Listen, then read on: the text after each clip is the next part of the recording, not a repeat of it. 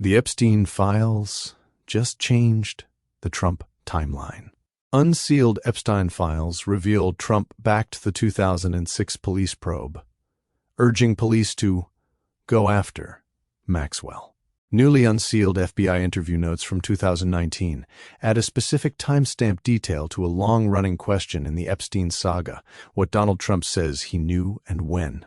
The document records former Palm Beach police chief Michael Reiter describing a call he says he received from Trump in 2006, shortly after the Epstein investigation became publicly known. In the account summarized by the FBI, Trump praised the police for pursuing Epstein, described Epstein as disgusting, characterized Ghislaine Maxwell as Epstein's operative and evil, and claimed he had distanced himself after encountering teenagers at a gathering. The same set of records also repeats points that have become central to the political argument around the Epstein files: the absence of victim accusations against Trump in the released materials, and the presence of at least one Epstein plane flight attributed to him in the 1990s, without any recorded island visit in those documents. The new material does not close the story. It changes the texture of it.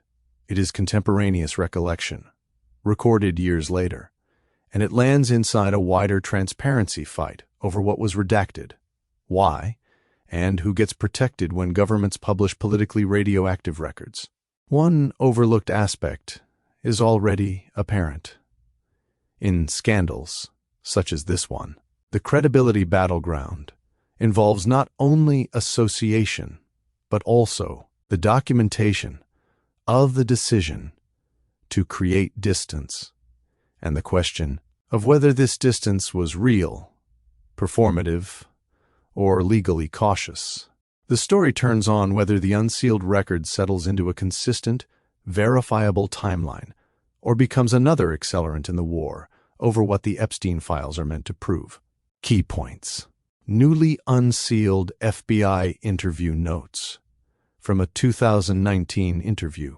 Record former Palm Beach Police Chief Michael Reiter describing a 2006 call from Donald Trump praising the Epstein investigation and urging focus on Ghislaine Maxwell. The interview summary attributes to Trump strong language about Epstein and Maxwell, and a claim that he left a gathering after seeing teenagers there. The release adds detail to Trump's long-standing public narrative that he distanced himself from Epstein and later barred him from Mar-a-Lago over inappropriate conduct. The documents, as described in reporting, state that the released materials contain no victim accusations against Trump. The same broader document releases have intensified scrutiny over redactions and whether prominent names were concealed beyond what victim protection requires. The practical next step is verification pressure. Which parts of the recollection can be corroborated by contemporaneous records, logs, calendars, call records, or sworn testimony? Background. Jeffrey Epstein's case spans decades, jurisdictions, and multiple investigations. The Palm Beach investigation in the mid-2000s became one of the most consequential early enforcement actions, later intersecting with federal scrutiny and a public reckoning over how institutional decisions constrained accountability. Michael Reiter, as Palm Beach police chief at the time, was a key figure in that local investigative phase. An FBI 302 is the Bureau's standard written summary of an interview. It is not a verbatim transcript. It is an agent's documented account of what a witness said, typically produced soon after the interview. The documents now circulating are described as part of a larger transparency release of Epstein-related records. That release has become politicized in its own right. The story is not only what the files contain, but also what was initially blacked out, what was later unredacted, and what legal standards are being applied to decide what the public may see. Analysis. What the newly unsealed interview notes actually add. The key addition is specificity. A call, a recipient, a rough time window, 2006, and content that reads like preemptive distancing. In the FBI summary as reported, Trump is described as praising the investigation, condemning Epstein, and identifying Maxwell as central. That matters because this story is now less about a generic denial, "I barely knew him," and more about a claimed behavior. Trump presenting himself, in 2006, as someone who approved of the crackdown and had already drawn a line. In political terms, it is a narrative upgrade from passive bystander to early validator of law enforcement action. But it also creates a new test. When a public figure anchors their defense to a claimed contemporaneous stance, the credibility question becomes mechanical. Can any part of it be tied to contemporaneous proof rather than retrospective memory? The credibility mechanics: memory, documentation, and incentives. This is the part many readers miss because it feels soft, but it is often decisive. A 2019 interview summary detailing a 2006 call serves as a second-order record, where the FBI documents Reiter's statements rather than an audio recording of the call itself. That does not make it worthless. It makes it a different class of evidence. It is useful for timelines, investigative leads, and consistency checks, but it is not the same as a call log, a recorded conversation, or sworn testimony subjected to cross-examination. Incentives matter too. Once the Epstein story became a political live wire, nearly every actor had a reason to shape how their past proximity looks in the present. That does not mean the recollection is false.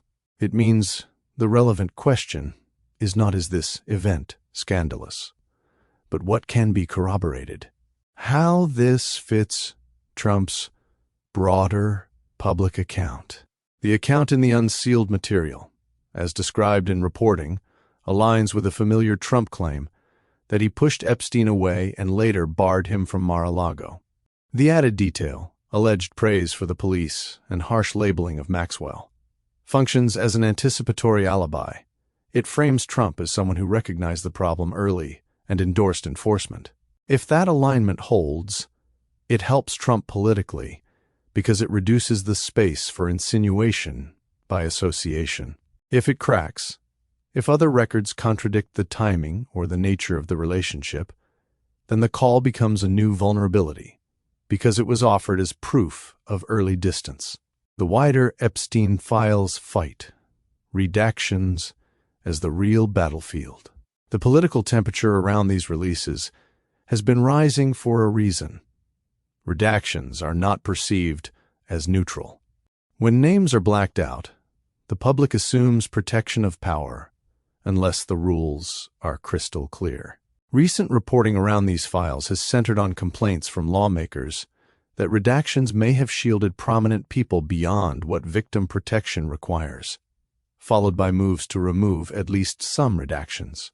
That meta-story matters, because it alters how every new excerpt is read. If readers believe the release is curated for reputational damage control, then even legitimately exculpatory details will be treated with suspicion.